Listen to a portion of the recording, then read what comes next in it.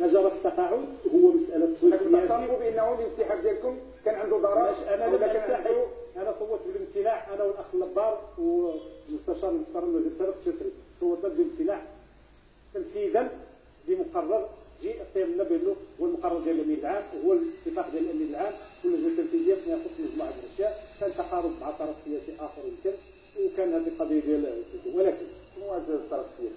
طرف سياسي اخر على من يهتم التاريخ، راك بديت لي التاريخ. طرف سياسي اخر معروف علي انا ما عرفوش.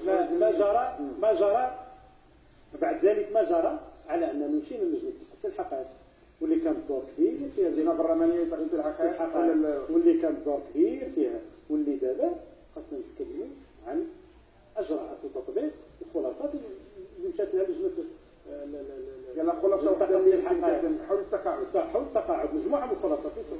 خلاصه وحده اللي هو اعاده النظر، لانه هذا اعاده النظر في القوانين كامل لانه قانون غير عادي. الحكومه قالت بغيت تعيد النظر ولا لا؟